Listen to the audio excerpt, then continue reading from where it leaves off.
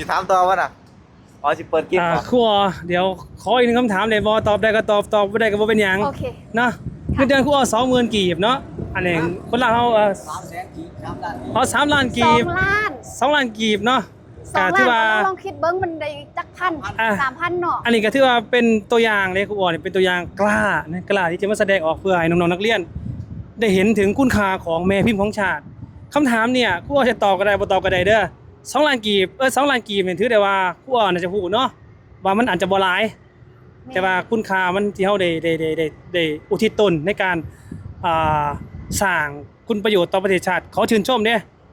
ครูเคยน้อยใจบ่ในเงินเดือน2 ล้านกีบของเราถ้าเทียบกับเงินเดือนแรงงานกรรมกรที่ไม่งานในเมืองไทยเนี่ยต่างกันเกือบครึ่งบ่ได้ครูหรือว่าครึ่งกว่าผมเนี่ยครูเคยน้อยใจในส่วนนี้บ่ บ่แต่ก็ถ้าว่าให้ได้หลายกว่านี้ก็ดีใจค่ะนะแต่ว่าถ้าว่าให้ได้ซ้ำนี่แต่เฮาในนามเป็นครูเนาะคิดในอีกแง่หนึงถ้าว่าเงินเดือนซ้ำนี่แล้วเฮาคิดว่าโอ้มันบ่พอกินบ่พอใช้และเฮาทิ่มปะทิ่มเด็กน้อยเฮาผู้นี้ก็อ้อผู้นั้นก็อ้อค่ะนะแล้วผู้ใดในอนาคตประเทศลาวเฮาสิเป็นแนวใดอันนี้คือความคิดและการตัดสินใจที่อยู่สอนที่จริงครูออสามารถมาเฮ็ดเวียกอยู่ฝั่งไทยได้ แล้วก็สามารถที่จะแลนเอกสารไปเฮ็ดเวียกอยู่ต่างประเทศได้ แต่ครูออบ่ปะบ่ทิ่ม คนลาวฟังลาวนักเรียนคือเด็กน้อยในมื้อนี้เป็นกระดูกสันหลัง เป็นผู้ที่จะพัฒนาประเทศชาติในต้นหน้าถ้าว่าเฮามองข้ามในจุดนี้อะนะเฮาบ่ช่วยกันในยามที่เฮาทุกข์แล้วในอนาคตจะเป็นแนวใดแน่นอนมันก็ต้องพังแม่นบ่แล้วครูออคิดในจุดนี้แหละครูออจึงบ่ได้ติว่าเงินเดือนน้อย จึงอยู่สอนนักเรียนจนฮอดทุกมื้อนี้แล้วก็อยู่กับนักเรียนให้ความรู้นักเรียนก็มีความสุขไปอีกอย่าง ถ้าเฮาบ่คิดเรื่องเงินเดือน ก็ฟังเอาเด้อพี่น้องเอ๋ยนะฮะนักเรียนนะฮะถ้าได้ยินคำจากใจครูอ๋อเนาะให้ตั้งใจเรียนแล้วก็เห็นคุณค่าของครูอ๋อที่อุทิศตนนะฮะอย่างที่ครูอ๋อเว้าไปแล้วเนาะพี่น้องเนาะเงินเดือนนี่อาจจะบ่หลายแต่ว่าถ้าครูอ๋อถิ่มป้าไปเนาะครูอ๋อเนาะกับคนอื่นดิสิอยู่จังใดเนาะแล้วเคยมีคนมาว่าอยู่ว่าเฮ้ยครูอ๋อขึ้นเดือนซำนี้สิเฮ็ดอยู่ไปฮอดซำใด แม่นโอ้มีคนเว้าให้ครูออว่าคือปึกแท้คือง่าวแท้ง่าวคือแบบเจ็บสุดแหละถ้าว่าภาษาท้องถิ่นบ้านครูออคือจ้าแท้นะโอ้โคตรเจ็บเลยแหละเขาคือจ้าแท้เงินเดือนซำนี้นะมีคนคือแบบเคยเว้าได้แล้วตัวเองคือแบบเป็นคนบ่มีความสามารถบ่หรือว่าใดเงินเดือนซำนี้บางตอนแรกได้สอนฟรีได้ 4-5 ปียังบ่ได้เงินเดือนมีหลายคนว่าอู้คือบ่เฮ็ดเวียกอื่นนะมีความสามารถคือบ่ไปเฮ็ดเวียกอื่นคือว่าเลือกสอนนักเรียนคือมาเลือกเป็นครูหั่นน่ะคือความฝันเฮาตั้งแต่น้อยแล้วก็เฮาก็เบิ่งในหลายๆมุมในหลายๆจุดของประเทศเฮามันเป็นแนวใดเฮาจะนำสิ่งใดไปสอนให้นักเรียนเพื่อหยังกับเพื่ออนาคตลูกหลานสิ่งที่สำคัญที่สุดคืออนาคตของประเทศชาติอนาคตของลูกหลานในตอนหน้านี่แหละจุดที่ครูตัดสินใจเลือกที่จะซ่อนและความใฝ่ฝันของครูอ๋อเนาะครูอ๋อครูเล่าเนาะความใฝ่ฝันสูงสุดของครูอ๋อนะอยากให้เกิดอีหยังในชีวิตของตัวเองในการสอนในการเป็นครูนะ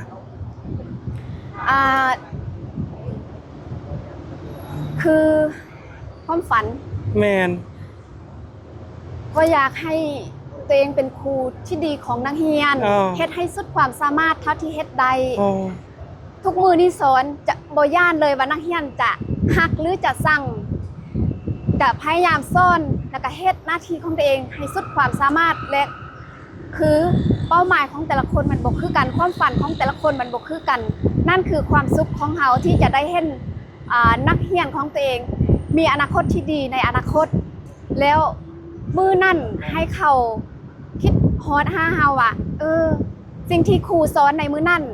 มันแม่นความจริงครูสอนแต่สิ่งดีๆให้เฮา อยากเห็นเฮามีอนาคตที่ดี นี่แหละสิ่งที่ครูอ๋อใฝ่ฝันและอยากเห็นนักเรียนอยากเห็นสิทธิ์ของตัวเองมีความสุขถ้าถามว่าอยากมีห้องมีเฮือนอยากมีเงินอยากมีรถบ่อยากแต่ว่าในขณะนี้ยังบ่มีเทื่อแต่เฮาคิดว่าตอนนี้เฮามีโอกาสที่จะได้สร้างมีโอกาสที่จะได้สร้างเพิ่นความดีอย่างหนึงก็ว่าซั่นๆเนาะก็ได้เนาะแบบเงินเดือนซำนี้อะนะเฮายังแบบอดทนอยู่ถ้าว่าเฮาเลือกที่จะลาออกจากครูแล้วไปเฮ็ดเวียกอื่นเงินเดือนมาเฮ็ดฝั่งไทยเงินเดือนต่ำสุดก็หมื่นปลายพุ่นใดอ้ายเนาะแต่ครูอ๋อยังเลือกที่จะอยู่บ่แม่นว่าครูอ๋อบ่อยากมีคือคนอื่นครูอ๋อก็อยากมีคือกันแต่ครูอ๋อมาคิดคือครูอ๋อเว้าในมุมมองของตัวเอง ชื่นชมนะชื่นชมครูอ๋อเนาะสุดขอชื่นชมนะแต่วันนี้ครูอ๋อมาเที่ยวประเทศไทยเนี่ยครูอ๋อมาเพื่อสิ่งใด คือมาทุกครั้งนี้ก็เพื่อจะนำเอาสิ่งดีๆจากฝั่งไทยสิ่งอยากมาเรียนรู้มาหาประสบการณ์มาเบิ่งความเจริญความเป็นระเบียบเรียบร้อยความสะอาดของเมืองไทยแล้วก็มีน้องๆที่ได้ชมคลิปของครูอ๋อเขาก็เห็นและเขาก็เมืองไทยสะอาดน่าอยู่เขาก็จะได้แบบเอาเป็นบทเรียนเป็นแบบอย่างคือเมืองไทยเพิ่นเวลาขึ้นรถหรือว่าซื้อเครื่องเพิ่นจะมีระเบียบต่อแถวต่อคิวเขาจะบ่รัดคิวกันหลายๆสิ่งหลายๆอย่างเลยที่ว่าแบบเฮามาแล้วเฮาเอาสิ่งนี้เนาะไปเผยแพร่เขาเจ้าก็ได้เห็นหั่นนะเขาเจ้าก็ได้ความรู้จากจุดนี้และเขาเฮ็ดให้นักเรียนของครูอ๋อนี่แบบอยากมาเที่ยวประเทศไทยอยากมาสัมผัสแบบตัวจริงค่ะนะอยากมาสัมผัสอยากมาเห็นตัวจริงแต่ครูอ๋อยังบ่มีแบบงบที่จะพาเขาเจ้ามาในการเดินทางตอนนี้คืองบตัวเองแม่นงบตัวเองทั้งหมด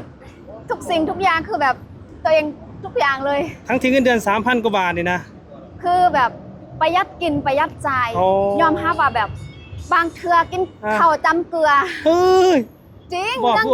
องจริงบ่ได้ตัวถ้าตัวนี่คือแบบตุย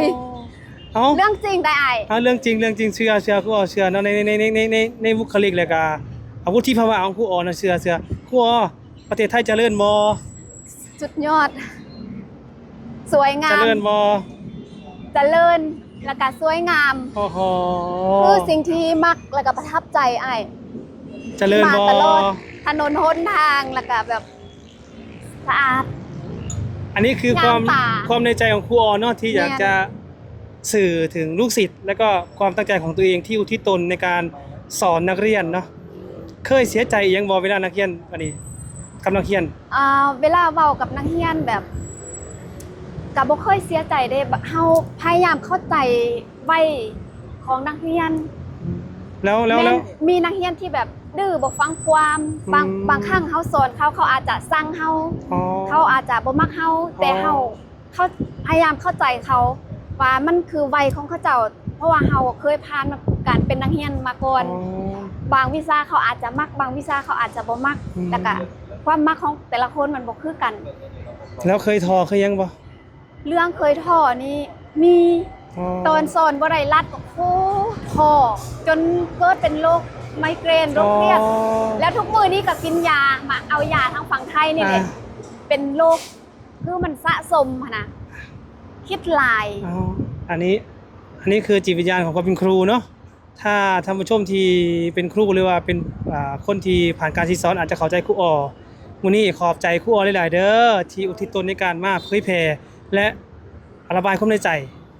จากใจครูอ๋อเนาะโดยก็ถือว่าเขาไปติดตามเป็นกำลังใจครูอ๋อได้ทางช่องครูอ๋อรัตดานะฮะมื้อนี้จะมาเที่ยวกรุงเทพเนาะโดยก็ถือว่าเรียนรู้เอาสิ่งดีๆเพื่อสอนนักเรียนเนาะครูอ๋อเนาะก็ถือว่าสิ่งไหนดีก็เอาไปบทเรียนเด้อนะฮะก็ถือว่าคลิปวิดีโอนี้ก็ฝากไว้ให้เป็นที่เตือนใจนักเรียนนะก่อนที่จะเฮ็ดหยังลงไปต้องคิดเห็นครูคนนี้แน่เนาะครูอ๋อเนาะสบายดีครูอ๋อโดยสบายดีไปแล้ว